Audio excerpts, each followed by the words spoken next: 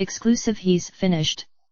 U2 guitarist The Edge's dreams of building an ultra-luxurious, $100 million family compound overlooking the Pacific in Malibu have been all but shattered, Daily Mail can reveal.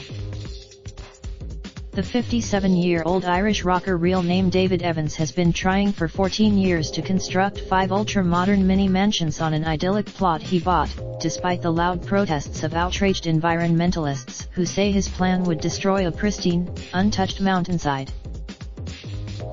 The court's refusal even to consider hearing his case effectively torpedoes Evans' ambitious project, which he calls leaves in the wind.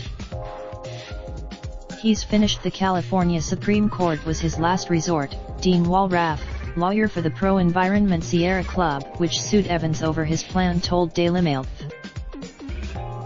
If Evans, who has refused to take no for an answer during all the years of roadblocks he's faced in trying to get his houses built, wants to pursue his dream, he could reapply to Los Angeles County planners for new building permits. But it would be another, years-long uphill battle. He would have to start from scratch, with new applications to LA County Department of Regional Planning for new permits, added Walraff.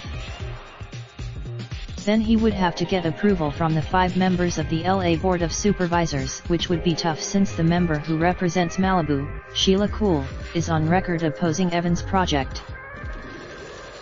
All of that could take another 2 or 3 years, with no guarantee that either LA County or the Board of Supervisors would say yes. Do something good with this beautiful piece of property instead of destroying it. Go somewhere else. Whether the wealthy Irish musician and songwriter will finally abandon his Malibu project or choose to keep his dream alive, he isn't saying. But if the U2 star, worth an estimated $340 million, who alongside lead singer Bono, bass guitarist Adam Clayton and drummer Larry Mullen Jr., make up one of the biggest rock bands in the world, refuses to give in and wants to pursue his dream home project, Walraff and the 640,000 members of the Sierra Club will be ready. But in the highly unlikely event that he does, we will fight him in court all the way. We will never give up. Evans' hard-fought route to last week's California Supreme Court refusal to hear his case began back in 2005, when he paid around $9 million for 151 acres of wild land at Sweetwater Mesa, overlooking Malibu Pier 1,000 feet below. The site is a steep bluff covered with sparse scrub, coarse bushes, and rock outcrops, and inhabited only by rattlesnakes, lizards, deer, and the occasional coyote. Evans has 2 children with Steinberg, daughter Shion, 21, and son Levi, 19. And 3 daughters. The guitarist hired famed LA architect Wallace Cunningham, who, with the input of engineers, geologists, and other consultants, came up with designs for 5 futuristic-looking homes, all with swimming pools, that were supposed to blend in with the natural character of the hillside, hence the name Leaves in the Wind. The Edge wants to pave over paradise, blared one local headline. The edge of destruction, slammed another. Environmentalists like the Sierra Club and Heal the Bay joined the National Park Service and other watchdog groups in lining up to lambast the 5 houses and the half-mile-long road that would need to be built to access them, saying they would ruin a natural Malibu hillside and kill off plant and animal life there.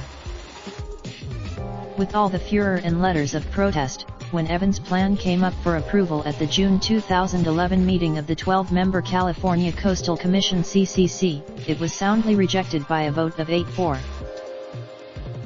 At the same time, Evans promised to hand over 140 of his 151 acres for public use and reportedly pledged $1 million to the Santa Monica Mountains Conservancy to build and maintain a public hiking trail.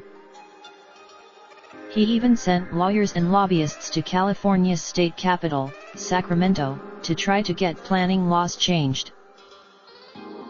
When Evans brought his revised plans back to the CCC in December 2015, this time they were unanimously approved because the 5 houses were smaller. The biggest was 9,500 sq ft, and the homes were clustered together more closely than before and sited off the ridge, making them less visible from Pacific Coast Highway that runs along the ocean below.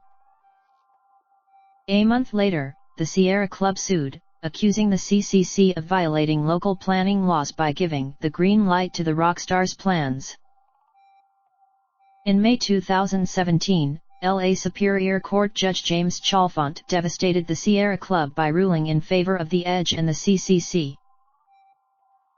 The judge decided the commission had complied with local planning laws in approving the project, which would have set Evans back an estimated $78 million in construction costs, including $24 million for the access road alone.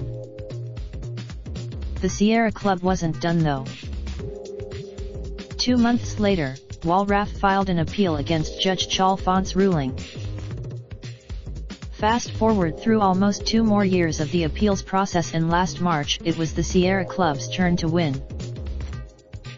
California's Court of Appeal 2nd District upheld the club's appeal and threw out the original court's decision for Evans.